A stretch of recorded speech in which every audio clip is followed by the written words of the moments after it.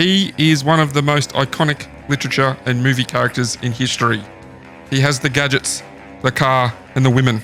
The man with the license to kill. Grab a martini, shaken, not stirred of course. Jump in your Aston Martin, and let's explore the character of 007 James Bond and the inspirations behind him. Welcome to Tales, Cheeky Tales.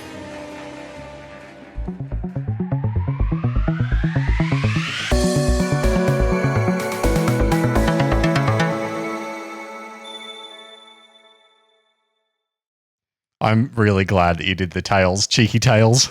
Did you? Yeah, thank you. I mean, you have to. Of course you do. You have to. This is James Bond we are talking about. I'm really glad that I get to bring up my James Bond having a stroke meme again. It'll be in the video. Okay. The name's Joms. Bombs Joms. I've never heard of that. Are you okay? Bob's John having a stroke. Let me find it. Now I'm going to show you. I've never heard or seen of this. Well, Aaron's finding that. Yeah, welcome to Cheeky Tales. This is part 3 of my 3-part series, episode 101. Here it is. I should have done it on some Dalmatians. The Bond's name, James' name. Please to what? Bond names the James. Are you all right? Bames non's having a strong. Call a bondulance. I was thinking earlier about like an episode that tied in with 101. Yeah. I was like, I wonder what we could do to make it 101. Yeah. Dalmatians would have been it. Yep. Yeah. Hundo Wundo Dalmos. Hundo Wundo Dalmos. Hundo Wundo Dalmos. Anyway, it's Bond. Bond. Yeah. James Bond. Alan Bond. I thought about getting stuff to make us martinis, but I thought about that about 2 seconds before I drove in the driveway before. yeah. Mm. Alas, we don't have martinis. Sorry. Everyone missed my Alan Bond joke. Just having another dig at boats. I heard it. I saw it. More digs at boats. Boats. Anyway. Yeah, what's wrong with boats, Sean? Boaty tales. Eh? What's Cheeky wrong with, boats. tell us what's wrong with boats. We always do boats. Yeah, okay. All right. Boats. Keep that in mind, listeners, for the next episode. I think, Sean, it's episode 101. We've hit the hundo. I think it's time for you to turn a new leaf and be more positive. What? No, You it's need time to for me hate less. time for me to turn a new leaf and engage in my hostile takeover of Cheeky Tales. And need to make it turn over- anti-boat tales. You need to turn over a new sail, Sean, and then just embrace. No, boat I think pun. it's time for you to take a new tack. No, boat puns. Good one. Boat puns are the worst kind of puns. Yeah. The worst kind of puns. Yeah. All right, James Bond. Yes. 007. 007. Do they ever talk about the other double O's? Yeah, they Yeah, do. they do. Yeah. I think it was at the start of The latest GoldenEye. movie as well. No, Sean Bean Mm. famously dies a lot in movies. Yes, he does. He's at the start of GoldenEye and he was 006. Oh, there you go. Yep. I have all the Bond books. Well, I don't know. I've got a lot of Bond books on my you? Kindle.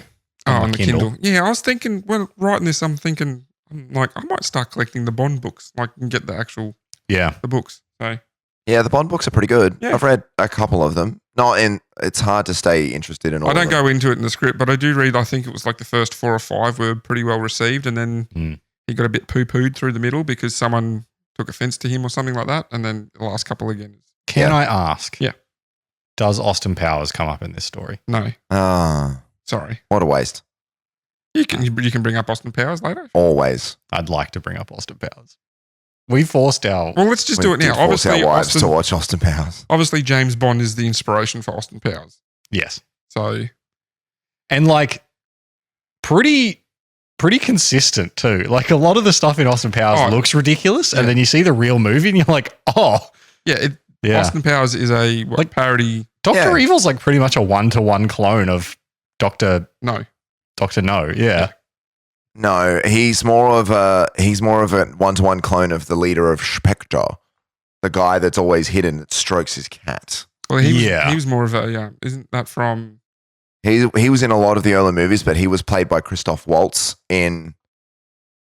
I was thinking not of Skyfall. Might have been When Skyfall. the sky Quantum of Solace. No, it wasn't Quantum of Solace. The leader of Spectre is in lots of the movies, but usually they just show his hands and his cat. I was thinking of Chaos, which is what's the Chaos from? Chaos and Control. Chaos 2 from Robot Wars? No. Oh. Good Thinking 99. What's that TV show? Ernst Stavro Blofeld is the head of Spectre. Get Smart. Get Smart. I was thinking of Get Smart. Yeah. Yeah, so Dr. No is, I can't move my iPad, but we will include supplemental images that the leader, like Dr. Ernst Blofeld, is the leader of Spectre. Spectre. I say that because Sean Connery says Spectre instead of Spectre. Yeah. He has a scar over his eye and a white cat and the chair. Yeah. Yeah, well, there you go. That's what Dr. Evil. Yes. So he's Dr. Blofeld. Yeah. Didn't go to evil medical school. I didn't go to freaking evil medical school to be called Mr. Evil. It's Dr. Scott. Doctor. I'm doing all right, Doctor. Evil impersonation. Love Austin Powers. Yes. There was a British guy at my work that copped Austin Powers constantly from me. I have placed a giant laser on the moon. I call it my Death Star. May I monologue, please? Okay. Take the floor. Sure. The details of my life are quite inconsequential. Enter Carrie Fisher, by the way, is the therapist for that movie. Oh no, please, let's hear about your childhood. Very well, where do I begin? My father was a relentlessly self-improving boulangerie owner from Belgium with a low-grade narcolepsy and a penchant for buggery. My mother was a 15-year-old French prostitute named Chloe with webbed feet. My father would womanize, he would drink, he would make outrageous claims like he invented the question mark. So... Damn it! Sometimes he would accuse chestnuts of being lazy. Should we just The sort of general malice that only a great genius possess, and an insane lament. My childhood was typical. Summers in Rangoon, luge lessons. In the spring we'd make meat helmets. When I was insolent, I was placed in a burlap bag and beaten with reeds. Pretty standard, really. At the age of 12, I received my first scribe. At the age of 14, a Zoroastrian named Vilma ritualistically shaved my testicles. There really is nothing like a shorn scrotum. It's breathtaking. I suggest you try it. Carrie Fisher, we have to stop. Should we... Cut that? Yes. No, that stays in. Should we just blow this podcast off and watch Austin Powers? No, I think what we should do... Card cut. I think what we should do is... I think Austin Powers should be the first Cheeky Tales watch along. It absolutely should after this. Yeah. I think we do the thing where we say start the movie in 3, 2, 1. Yeah. We press play. We talk. What is it? What's that cinema? Like they used to do it in Mystery Science Theatre. Yeah, that type of thing where we're not actually playing the movie for you, so we don't get copyrighted. You got to get the movie yourself. You get the movie yourself. We tell you when to press play, and you can listen to us pretty much talk over it while we watch it with you. After the effect that we had of no one responding to my New Year's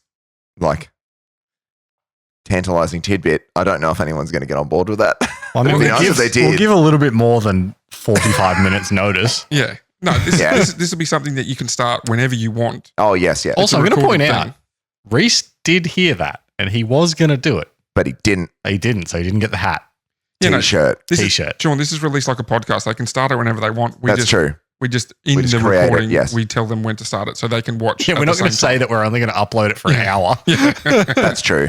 We're not Twitch streaming it. Anyway. In that sense, we need to make movies that people genuinely really want to watch. And I think Austin Powers tick. Yeah. Gets the slappy tick of approval. Let's Moving start. on. Let's start. All right. We're going to start with the man who created James Bond. Flemo. Author Ian Fleming. He was born on the 28th of May, 1908, in the wealthy London district of Mayfair. Yeah, nice. Yes, that's the blue one. That is the blue, blue one in Monopoly. What's the other one? Park Lane. That's it. So happy 117th birthday next week, Mr. Fleming. Ah, rip. Well, in a couple of days from when this podcast is released. Mother Evelyn Fleming and father Valentine Fleming. Who said he's dead, boy? Why do you assume he's dead? Anyway. Is he dead? No. Yes.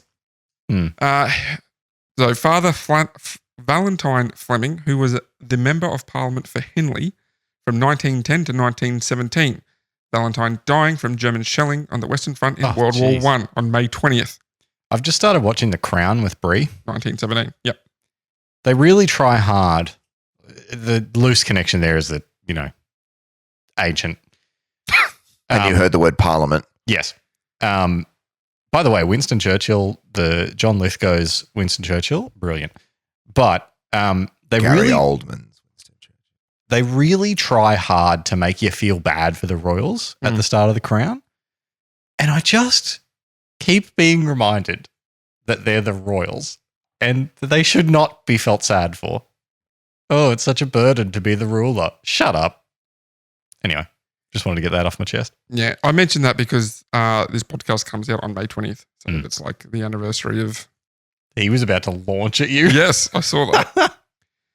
Ian's grandfather was Robert Fleming. He co-founded the Scottish-American investment company and merchant bank Robert Fleming and Co. So I'd say Ian's family wasn't short of a quid.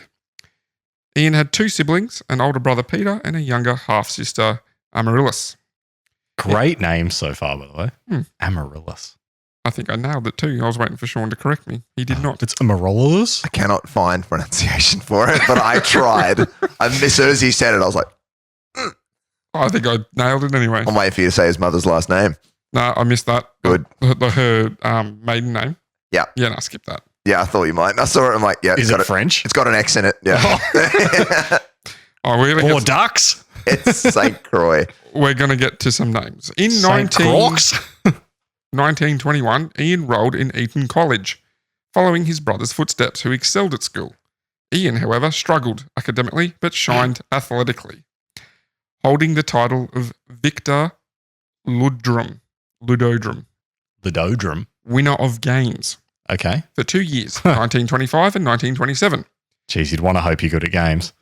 He also edited the school magazine, but his lifestyle choices put him at odds with his housemaster, Evie Slater, who disapproved of Ian's attitude, his oiled hair, his ownership of cars, and his relationship with women.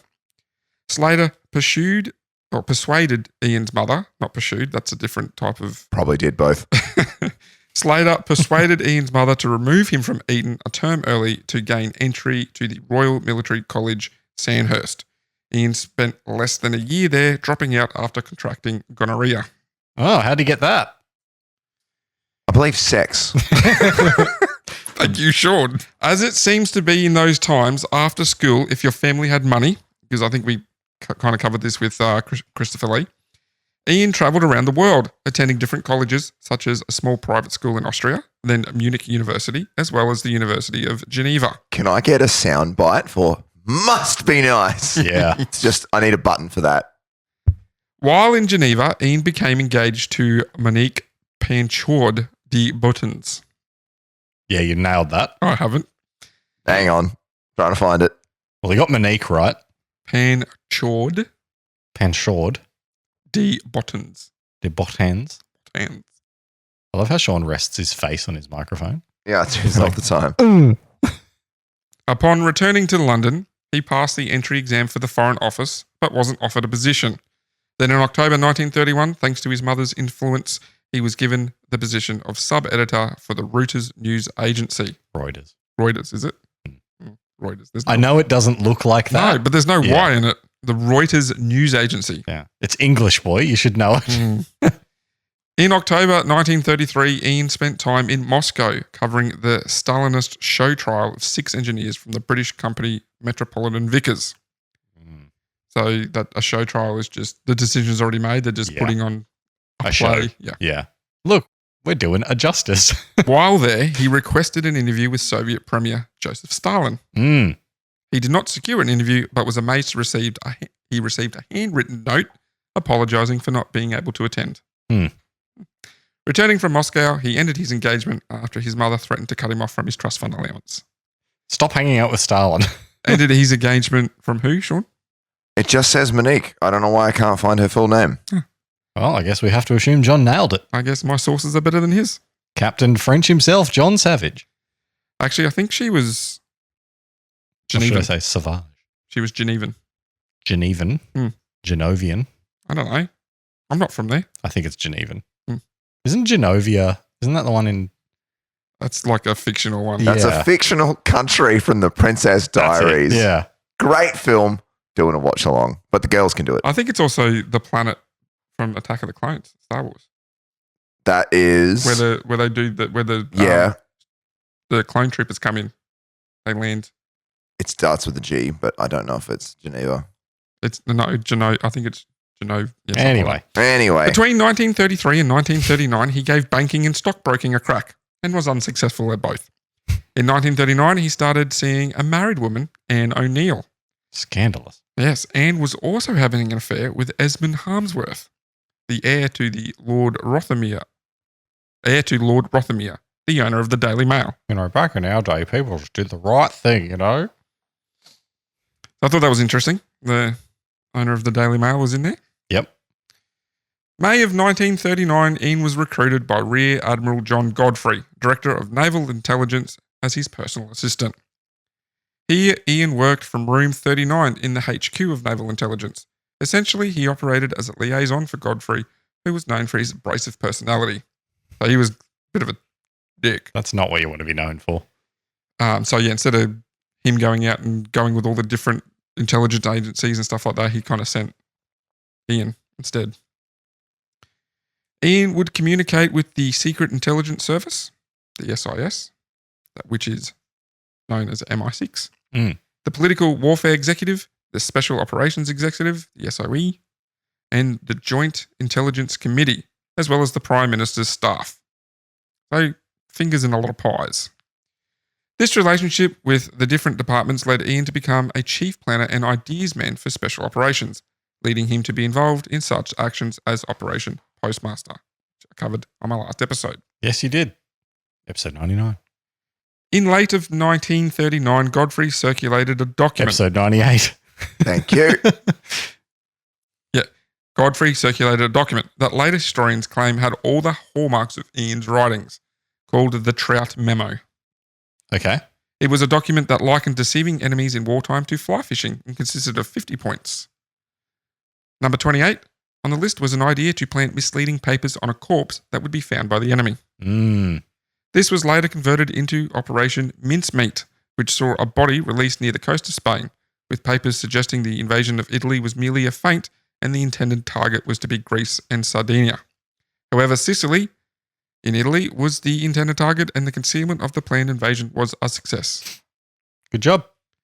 I remember reading something about Ian Fleming was saying something along the lines of, the body should be relatively easy to find. We'll just get one out of the morgue. We're just going to make sure it's fresh. So, yeah. How hard is it to find a body in World War II? Yeah, well, I think the one they actually did find for this Operation Mincemeat was just a homeless dude they picked up off the street. I don't know why, but that feels worse. It does. Yeah. And they stuffed falsifying documents to saying he was a major or something, and then they traveled it through submarine and just let it go via submarine near the coast, and it floated up on the beach. It was picked up by a Spain fishing I don't trawler. want to know more about this. The more you tell me, the worse it is. It's pretty bad, but it's kind of interesting. We stole a homeless guy's body. I don't know if we dressed him up. I don't know if they stole it. I think he just was unclaimed. You know what I mean? It wasn't. Okay. They had no relatives to claim him. It's still not great. Yeah. It's better than your stupid episode. Stuff actually happens. Here we go. Godfrey put Ian in charge of Operation Goldeneye from 1941 to 1942. That was the plan to maintain an intelligence network within Spain in the event of a German takeover. From 1942, Ian formed a unit of commandos, 30 Assault Unit. This consisted of specialised intelligence troops that would operate very closely or in front of an advance and would target the retrieval of enemy documents from HQs. So they were either right in line with the advance or in forward of it, taking out enemy positions and trying to get sensitive documents and stuff before they could destroy it. Correct. The unit's most notable discoveries came during the advance on the German port Kiel, in which documents for the V2 rocket, Messerschmitt Me-163 fighters, and the high-speed U-boats were found. Seems a bit odd they had all that stuff in the same place. I think it was a major industrial port. They might have had scientists there or something like that. I'm not sure. Ian was demobilised from the armed forces in 1945 with the end of the war and became foreign manager for the Kemsley newspaper group, which at the time owned the Sunday Times. I can understand why so many former soldiers went a bit mad. It's can you imagine coming back from doing all that stuff and then being oh yeah, you work at a newspaper now? Yeah. It was mentioned with one of the other blokes I'll talk about later on that they don't integrate well. No. Especially with what some of these guys did, in these special operation units and stuff like that. He also built a house in Jamaica, and that estate is called Goldeneye. Yeah, man. And that's pretty much where he wrote all these books. Ian,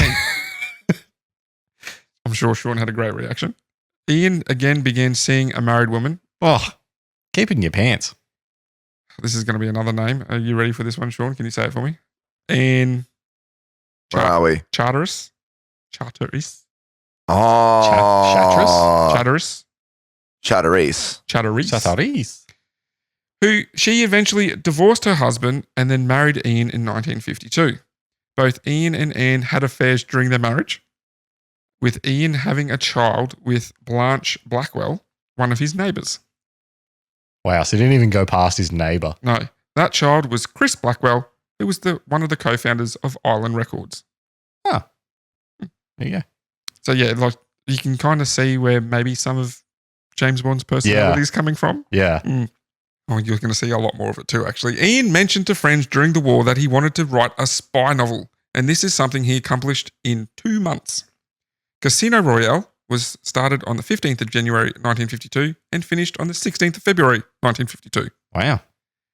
Ian would then write 11 more James Bond novels, as well as 2 short story collections.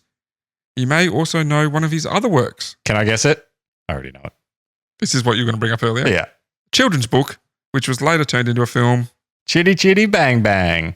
I did not know that until I did this. I didn't know that until last night. Oh, at really? Volleyball. Oh, really? They have these screens up, like, you know, the ones at cricket, how Yeah, they've got like some news and like maybe they'll play some, they have books that come up. Yep. And I looked, I was like, oh, Chitty Chitty Bang Bang. And then I looked down and it said Ian Fleming. I'm like, what? So I had to quickly look it up. Blew my mind.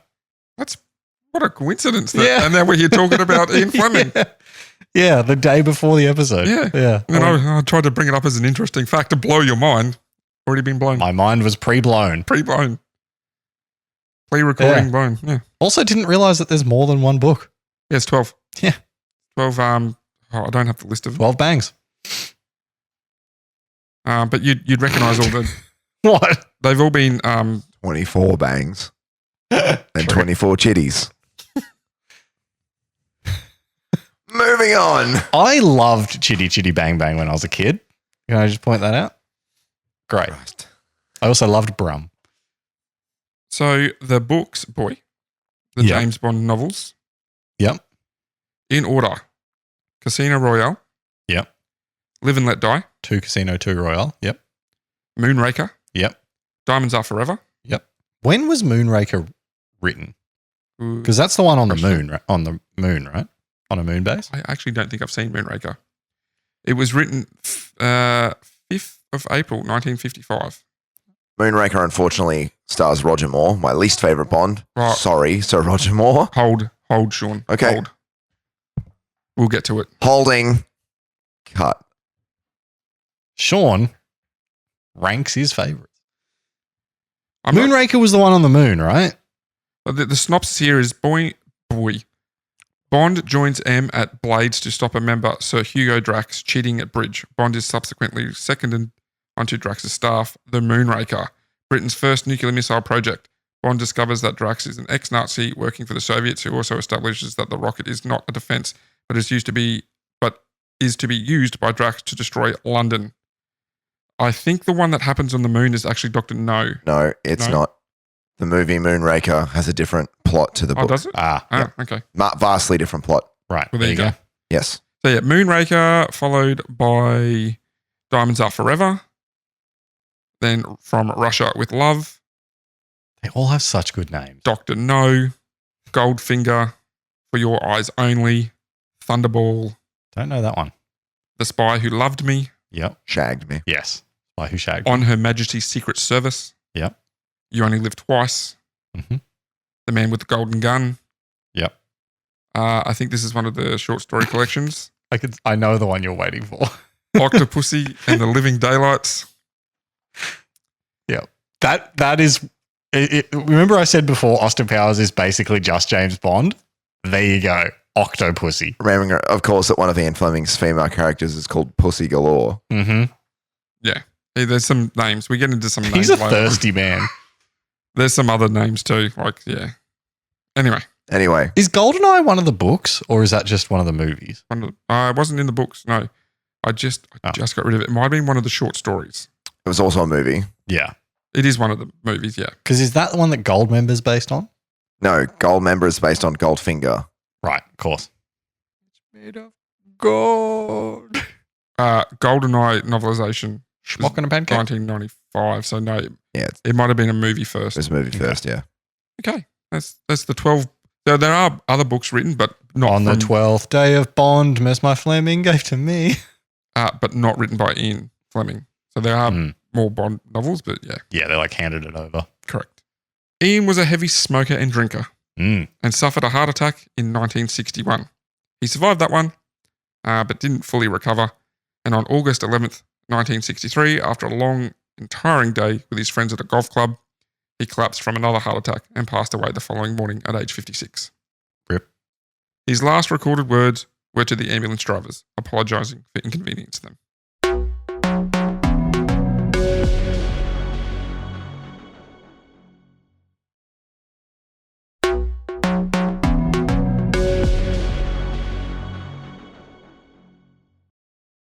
So that's the creator / author of Bond, whose life you can probably see where some of the inspiration comes from. Yeah, all the shagging. It is said a lot of characters in Bond come from inspirations in Ian's real life, such as his secretary from The Times, being the inspiration for Miss Moneypenny. Right. Scaramanga, the main antagonist from The Man with the Golden Gun, Mhm. was named after a fellow schoolboy at Eton College whom Ian fought with. Right.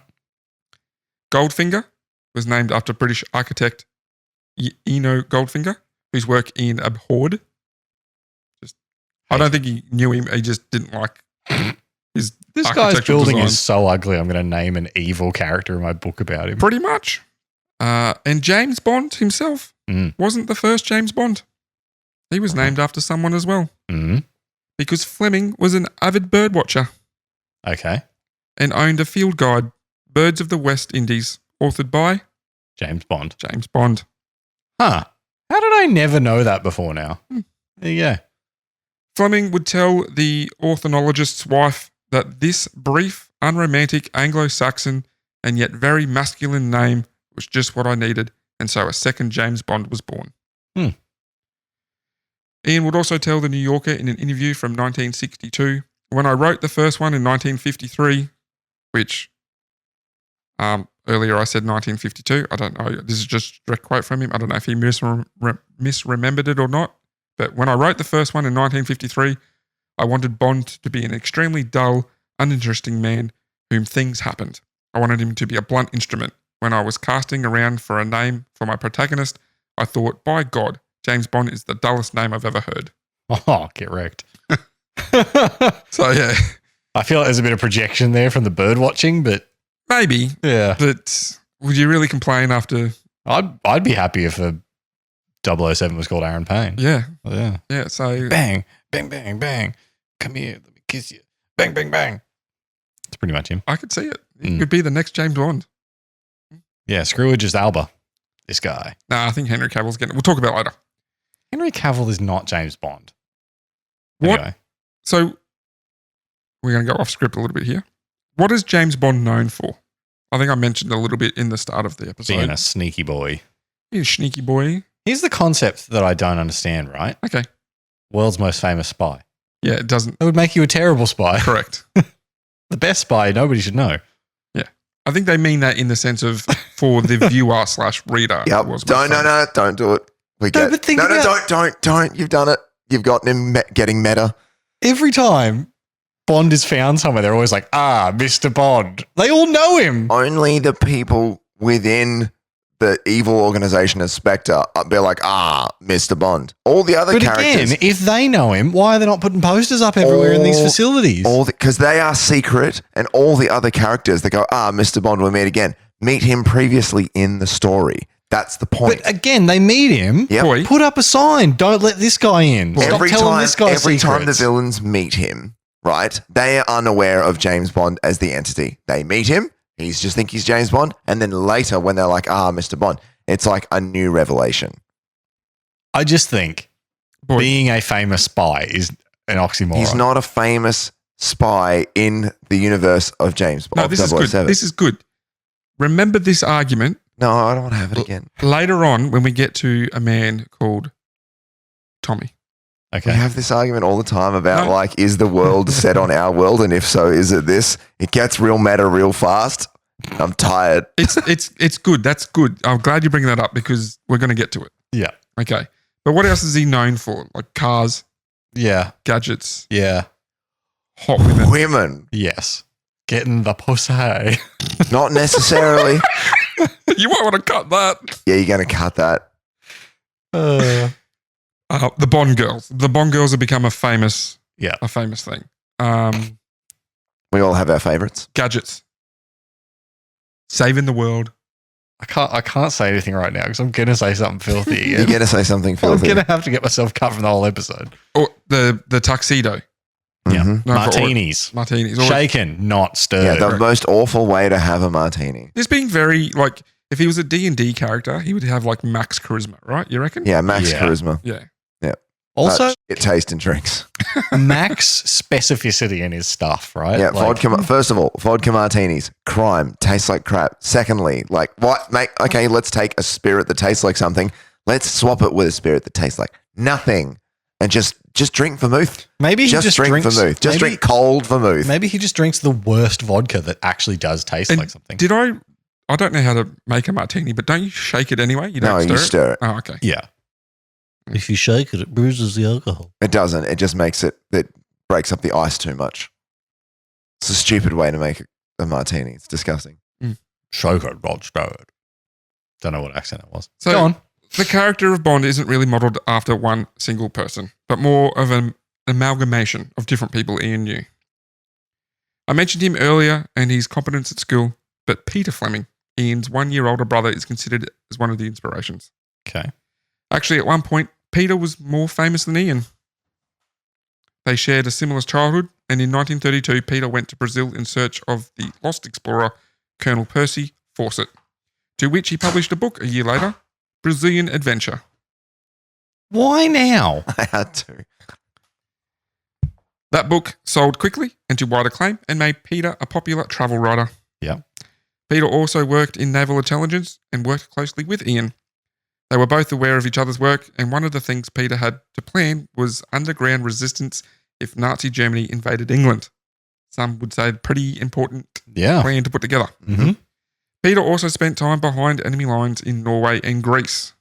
Sadly, in 1947, Peter fell from a horse while hunting and suffered a crushed pelvis. Ooh. He never physically recovered and had to retire from travel writing.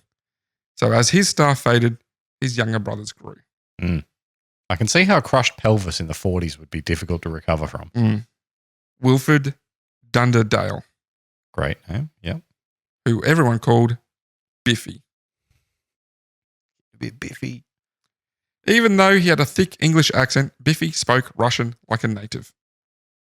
He was recruited early in age to the Secret Intelligence Service, MI6, and rose quickly through the ranks. He was first stationed in Constantinople and helped the last Sultan Mehmed VI. Not with an A, it's an Mehmed. Mehmed. David! You just sound like you don't know how to say the know. word. I'm doing it. It sounds like Mehmed. It's Mehmed the Sixth. Mehmed the Sixth. Okay. It sounded like I was doing David. Mehed. Mehed Oh, Vahaded. God. Sultan Mehmed Mehmed Vahadadin.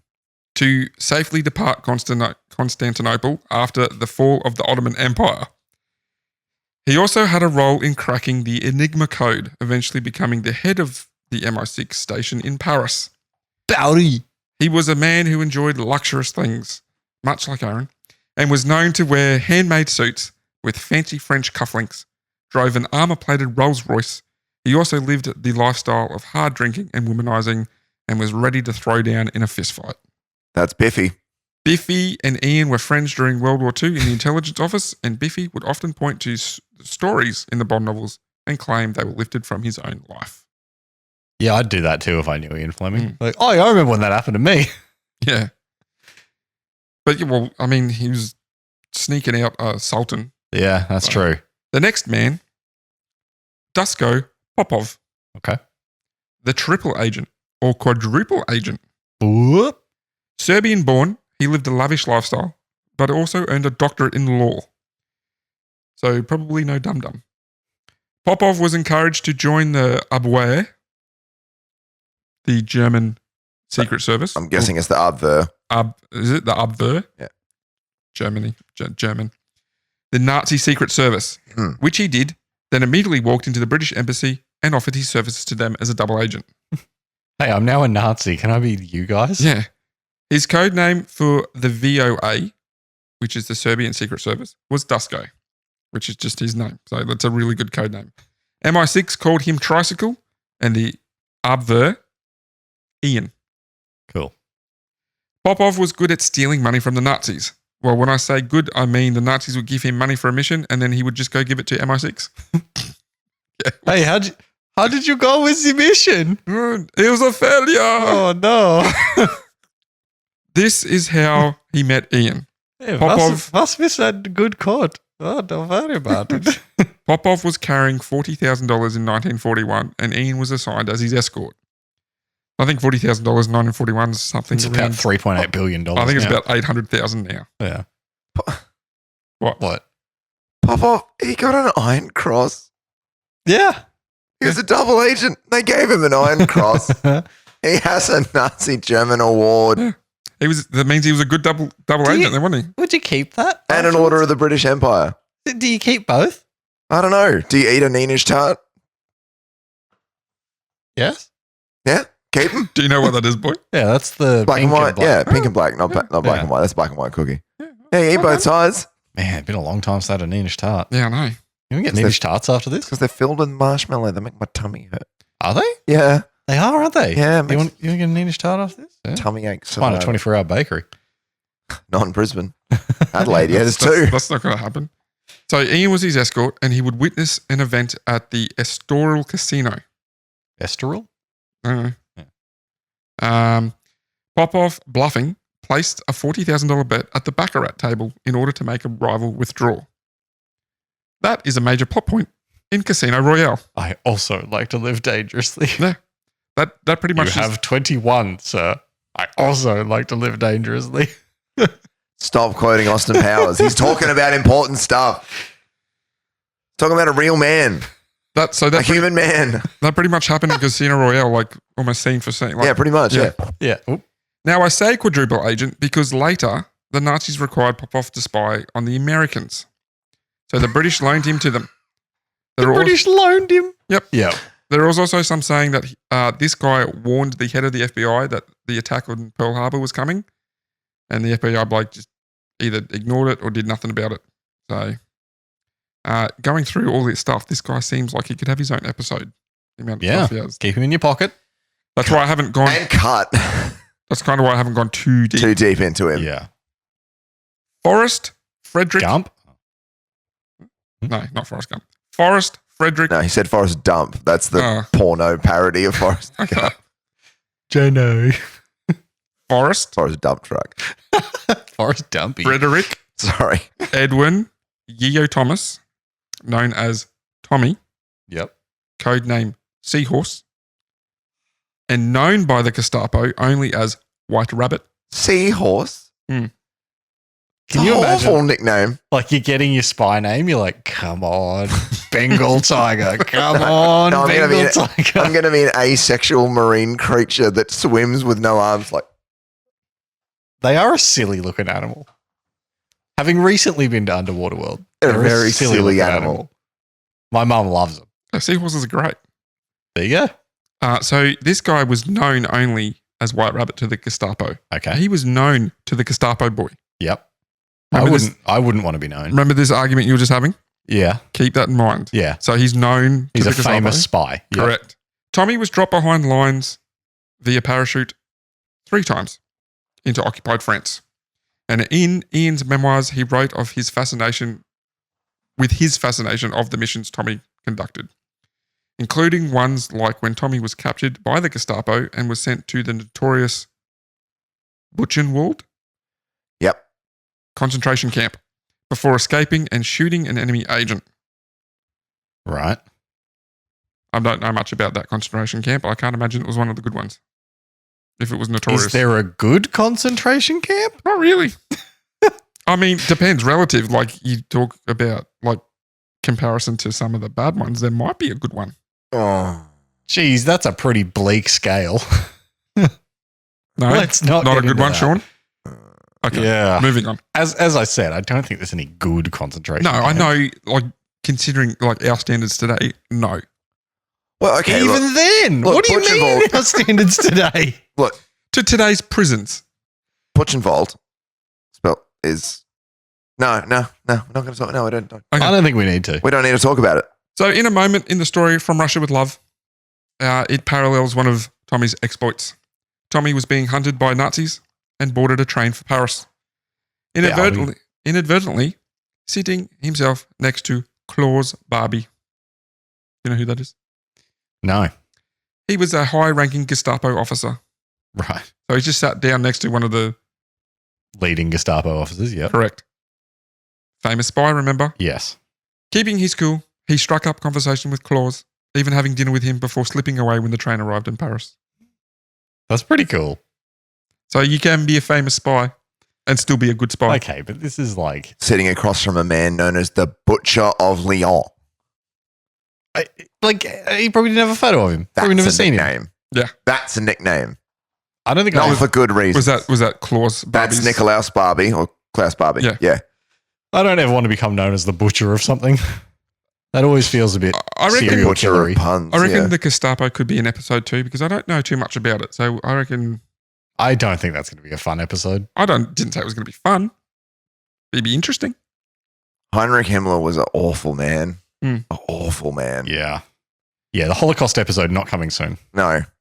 Mm. But, you know, if you want to watch a dramatization of it to sort of understand things, Hitler's Circle of Evil on Netflix, not bad. Okay. Not bad. What's the movie with you mentioned him before, who played Blofeld in the recent Bond movie? Oh, you're thinking of Christoph Waltz, Yes, he was also in like a. Inglourious Bastards. Is that where he He plays, plays I a was going to joke that it was Inglorious. he plays an SS, like an SS member. a Yes. terrifying SS member? in Yeah, Inglourious. terrifying. Absolutely Like- terrifying. For a movie that's kind of almost satire, Yeah, almost. he was terrifying in it. Yeah. Mm, Brilliant. performance. Absolutely such a brilliant. good movie. Yeah, Such a good actor in everything Yeah. that he's yeah. in. I actually, he's Django Unchained, awesome. haven't seen that, but yeah, Inglourious Bastards, awesome. Django Unchained, have a big toilet break. Yeah. The twist is far too early. okay. I was like, I'm so tired. I was in the cinema like, holy crap. He's a Wanna brilliant go? actor anyway. What's that famous scene in Inglorious Bastards where Brad Pitt walks in and just butchers the Italian word? Okay, so do we have time? That's also the one where Michael Fassbender's like, "Oh, order 3," and he does it the wrong way. or Yes, he something does it like the that. wrong way, and Michael Which- Fassbender is gives that away. the right way or the wrong way? That's a the very- wrong way. I That's think the that's wrong way. That's the German way. That's the, Yes. So, Buongiorno. That's it. yeah, he walks in, and He's got apparently, like a heavy Texas accent, doesn't he? so the context Buongiorno. for this is Brad Pitt's character is quite over the top and quite overt. However, he didn't actually tell any of the other cast members that he was going to do it because he wasn't actually supposed to do that. He was supposed to speak Italian the same as the other guys. He was supposed to kind of do it properly, and he didn't tell anybody. So when they go to speak to him, he goes, "Buongiorno."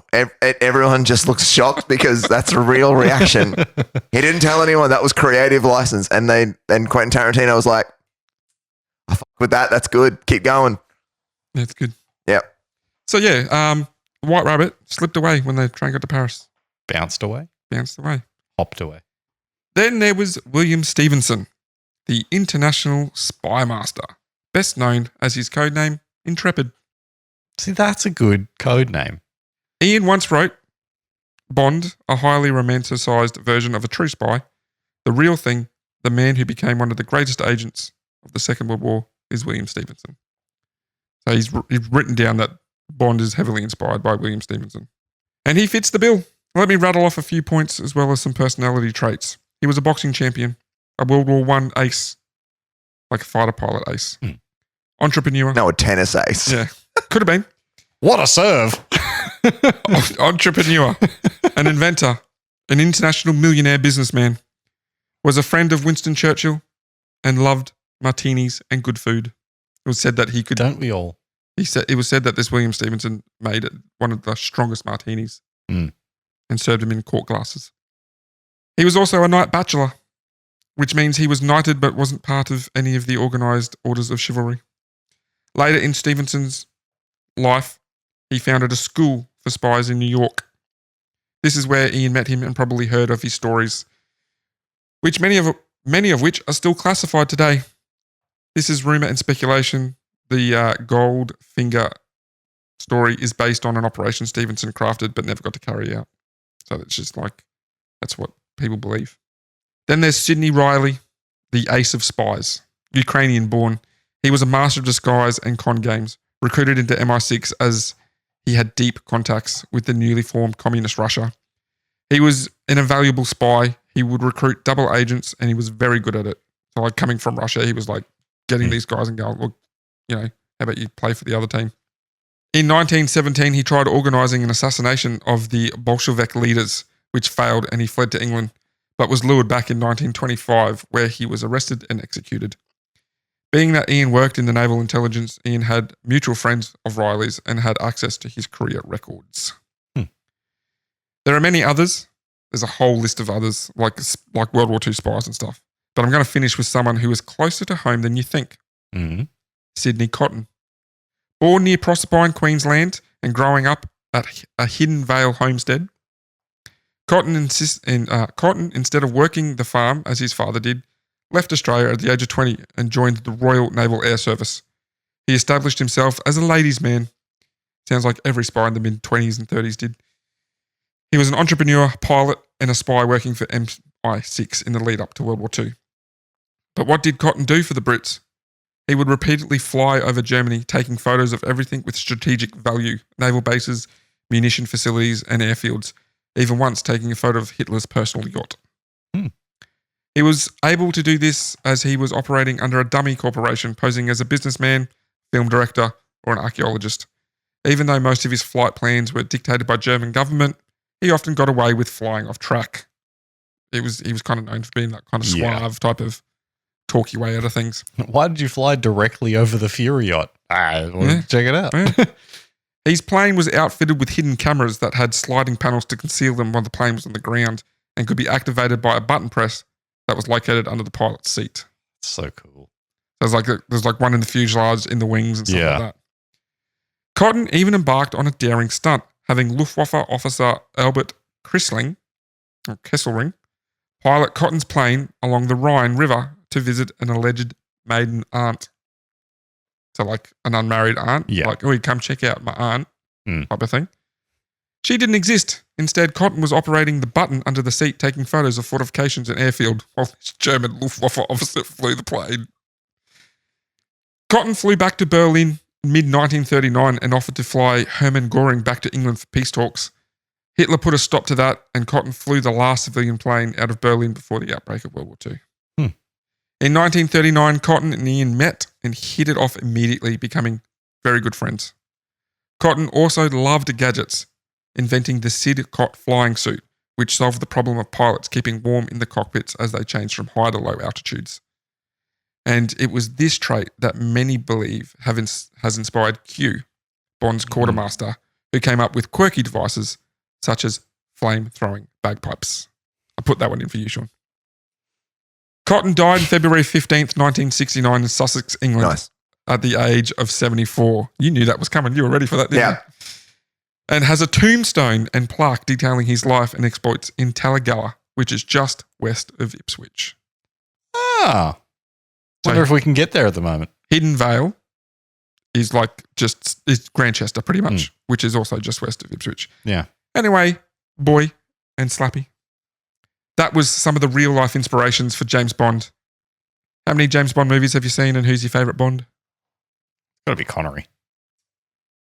It's got to be Connery. Interestingly, I also read that Connery was Ian Fleming's least favourite Bond. Yeah. Well, he only kind of seen Connery because he died before. He died before the rest of them. But he did not want Connery as James Bond. He thought he was too much of a. He thought he was too rough. Too much of a mundane type of. Yeah, he thought he was bushy. Yeah, like he came in and he had this thick. Like Ian Fleming was like, he came in and he had this terrible Scottish accent, and like was all grumpy about it because Sean Connery did have a abrasively difficult to understand Scottish accent while they filmed Dr. No. He had a lot of speech therapy and coaching. Yeah.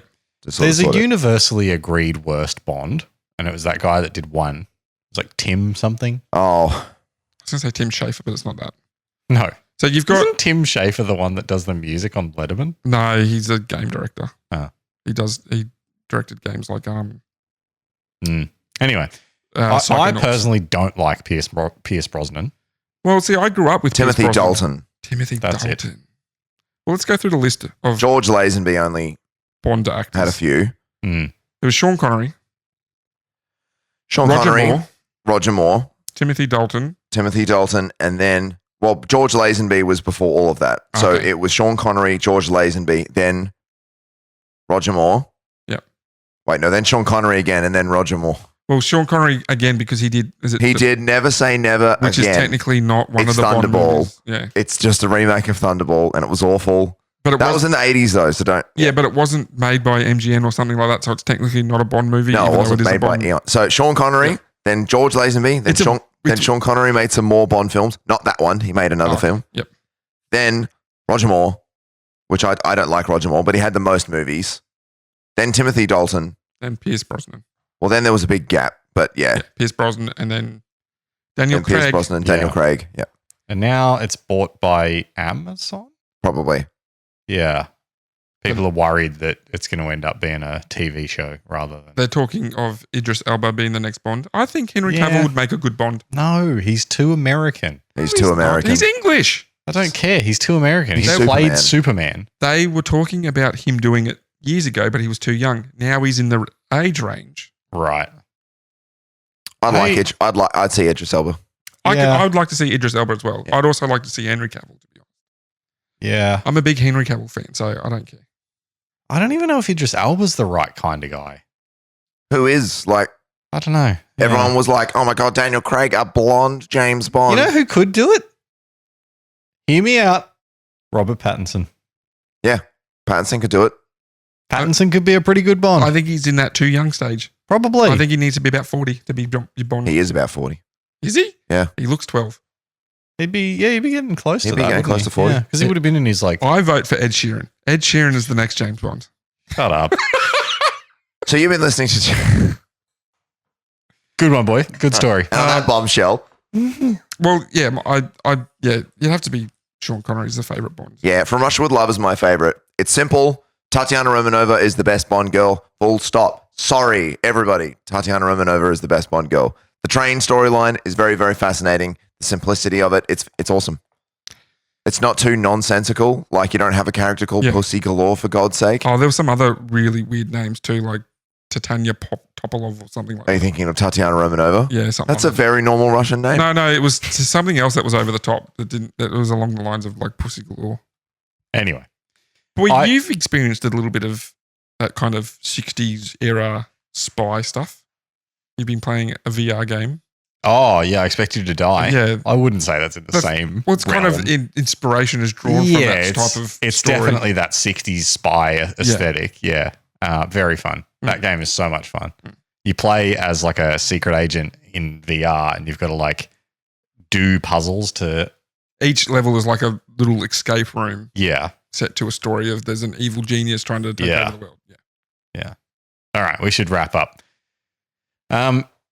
It has been a wonderful little series that you've done, boy. It has been. Thank you. Yeah. So that wraps it up. What did you start with? You I started with. started with U-boats in the Atlantic Ocean. That's right. And you then went it was into to Operation Postmaster. Postmaster, which was taking out the the resupply of the U-boats. And then James Bond. Or Ian Interestingly Fleming, really. enough, I just remembered I forgot to touch on the head guy from Operation Postmaster, Gus Martz Phillips, which was also believed to be one of the inspirations for James Bond. You touched on that last time. Yeah. So, and then that's how we ended up with Jimmy B. Well, it's been fun. Yeah, it's time to wrap up. Thank you very much for listening. Hope you have a wonderful evening. Good night. Good night, Chiquitos. Ta-ta. You've been listening to Cheeky Tales Podcast. If you'd like to see supplemental images related to our episodes or to interact with us about our episodes, hit us up on @CheekyTalesPod on Instagram, Facebook, and YouTube. You can watch our episodes on YouTube or listen to them on Spotify, Apple Podcasts, or wherever you get your podcasts.